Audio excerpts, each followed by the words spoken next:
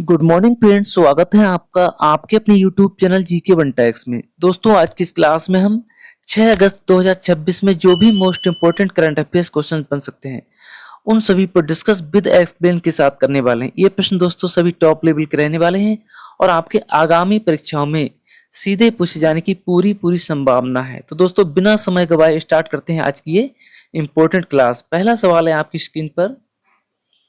RBI की अगस्त 2026 मौद्रिक नीति बैठक में रेपो रेट कितना रखा है? सही जवाब हो जाएगा आपका ऑप्शन बी 5.25%। ध्यान रखेंगे आप।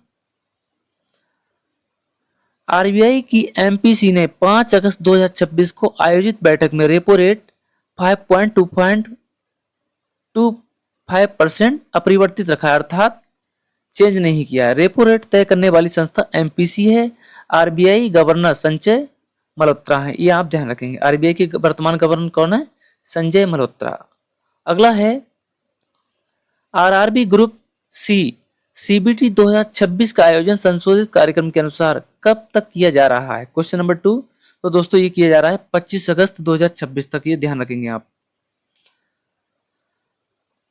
संशोधित कार्यक्रम के अनुसार सीबीटी 3 अगस्त से 25 अगस्त 2026 तक आयोजित किया जा रहा है। कुल चरण सीबीटी आयोजन संस्था का नाम है रेलवे भर्ती board RRB.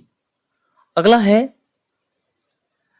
Global AI brain race 2026 में भारत ने कौन सा स्थान प्राप्त किया है? Question number 3।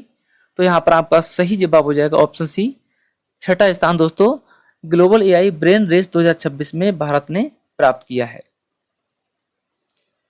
रिपोर्ट में भारत को एआई क्षमता के आधार पर छठवां स्थान मिला है। प्रथम स्थान अमेरिका रहा और यह रिपोर्ट टार्टचेज मीडिया द्वारा जारी की जाती है।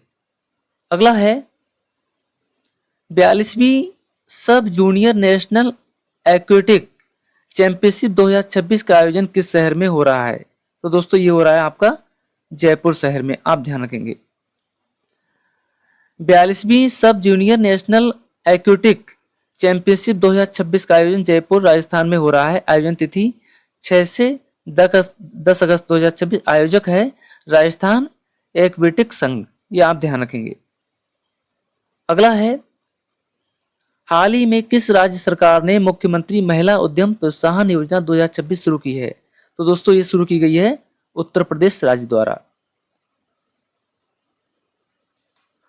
उत्तर प्रदेश सरकार ने महिलाओं के उद्यमिता विकास के लिए यह योजना शुरू की है। उद्देश्य है महिला उद्यमियों को प्रोत्साहन देना, लाभ, ऋण, प्रशिक्षण व बाजार सहायता में योगदान देना। अगला है आरबीआई के वर्तमान गवर्नर कौन है? Question number 6। दोस्तों यहाँ पर आपका सही जवाब हो जाएगा। आरबीआई की बात की जाए तो इस समय आरबीआई के गवर्नर संजय मल्होत्रा हैं। संजय मल्होत्रा अगस्त 2024 से आरबीआई के गवर्नर हैं। आरबीआई की स्थापना 1 अप्रैल 1935 को हुई थी। मुख्यालय इसका मुंबई महाराष्ट्र है।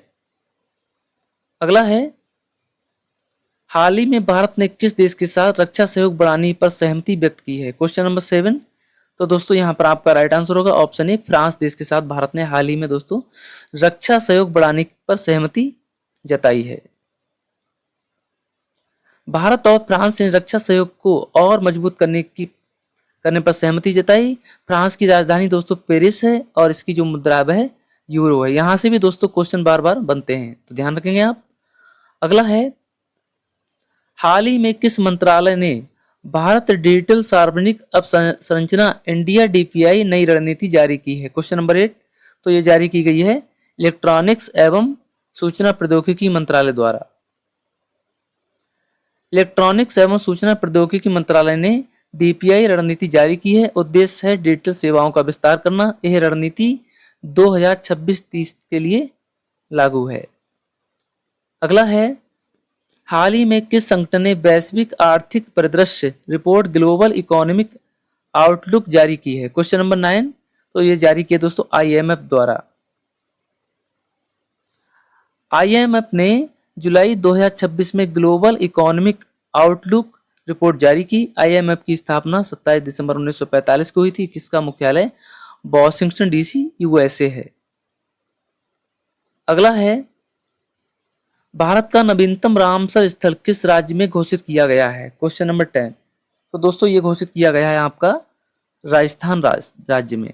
भारत का नवीनतम रामसर स्थल राजस्थान राज्य में घोषित किया गया है, ध्यान रखेंगे आप। राजस्थान के राम सावर झील को हाल ही में रामसर स्थल घोषित किया गया है। रामसर सम्मेलन 1971 में पहली बार हुआ था। भारत में कुल रामसर स्थल 85 2026 है। 2026 में कितने हैं दोस्तों? 85। अगला है, हाल ही में भारत और इंडोनेशिया के बीच संयुक्त सैन्य अभ्यास गरुण शक्ति 2026 कहाँ आयोजित किया गया? Question number 11।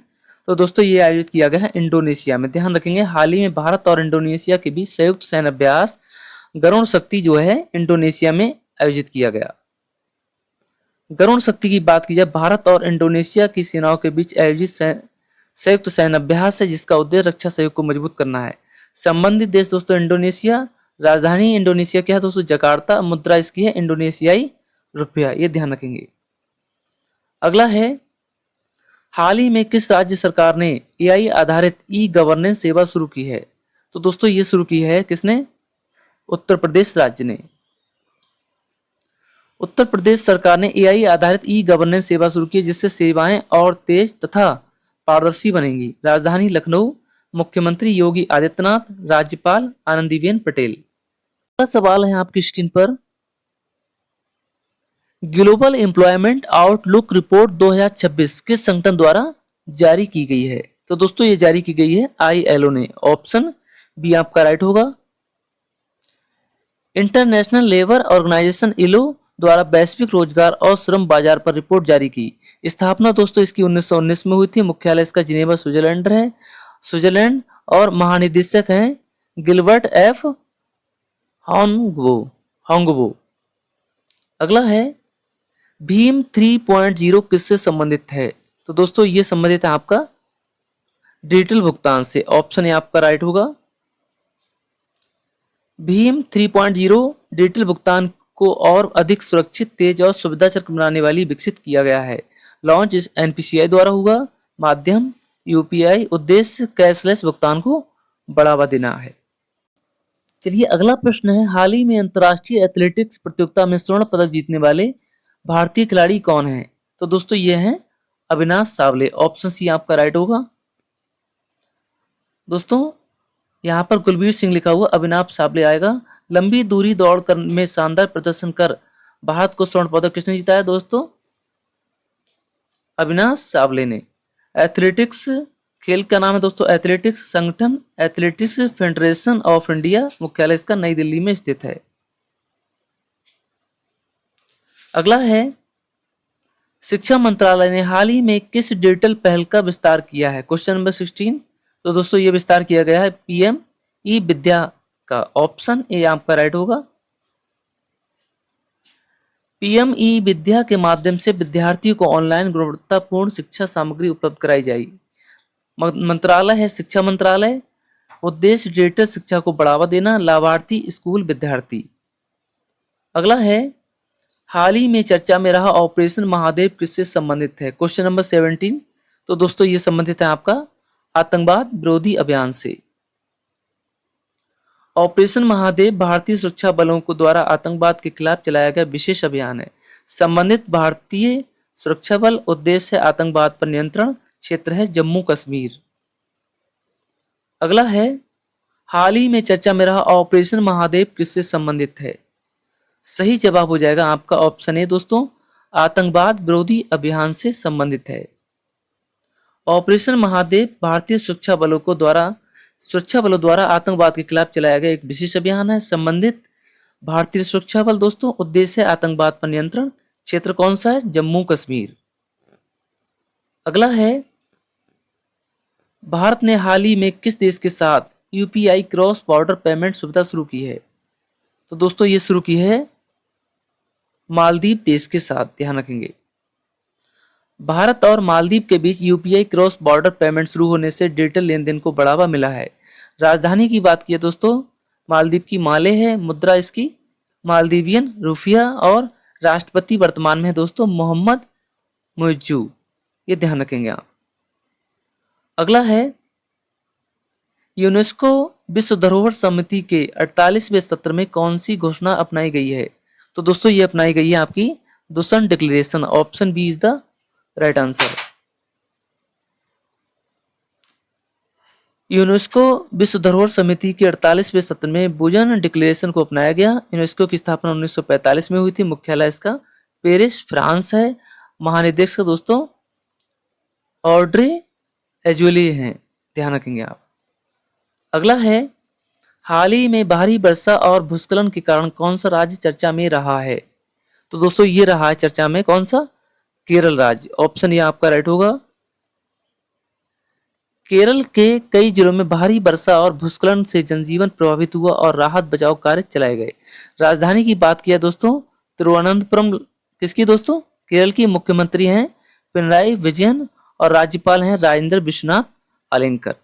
तो दोस्तों ये थे आज के 20 most important current affairs question. उम्मीद करते हैं दोस्तों आपको क्लास पसंद आई होगी और आपको ये क्लास पसंद आई हो और आपने इस क्लास में बहुत ही अच्छा अध्ययन किया हो। तो दोस्तों वीडियो को लाइक कर लें, शेयर कर लें और चैनल पर नए हैं तो चैनल को सब्सक्राइब करना ना भूलें। जय हिंद दोस्तों, मिलते हैं नेक्स्ट क्लास में।